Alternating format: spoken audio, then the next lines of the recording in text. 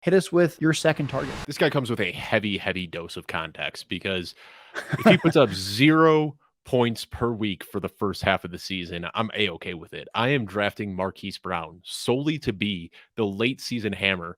One of my hot takes, I dropped this on Mind Mansion a few days ago. I think that he is going to be on more league-winning rosters than any other player. Now, obviously, it's baked into his cost right now, and you can draft him outside of the top 30 wide receivers, because we don't know if it's going to be Colt McCoy or Clayton Tune or David Blau or whoever else is on that Carolina Panthers quarterback room. But last year, in the small sample that we saw with Kyler Murray, Marquise Brown was absolutely elite. 10.7 targets per game. He was the wide receiver 5 in scoring behind Stephon Diggs, Cooper Kupp, Justin Jefferson, and Tyreek Hill. He was on pace for 1,400 yards and 8 touchdowns.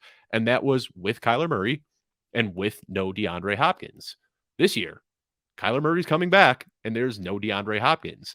So I can understand the concerns about Kyler Murray, not returning to form as an elite fantasy quarterback because he's not going to be able to rush. That makes sense. But a non-rushing Kyler Murray is going to stand in the pocket and throw the ball more, and there is no other target competition. I'm not scared off by Michael Wilson, who's been getting some buzz out of camp. Sure, he might be good, and Greg Dortch is going to have his time, and Rondale Moore is going to get some catches in the flat.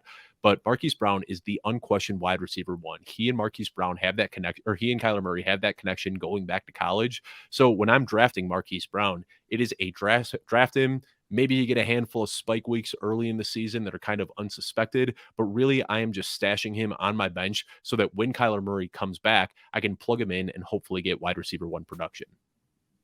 At Dave Kluge on Twitter. I was visibly angry when I let Dave give his 3 targets and fades first before Ryan and I did, because I wanted to hype up Marquise Brown. I think a good comp for him, since a lot of people have asked me, like, what do you think he can be like to start the season? I actually think last year's Michael Pittman is like a very good idea of what you can expect before Kyler returns, where it's atrocious quarterback play with a good amount of pass attempts and the volume's just enough that you start him.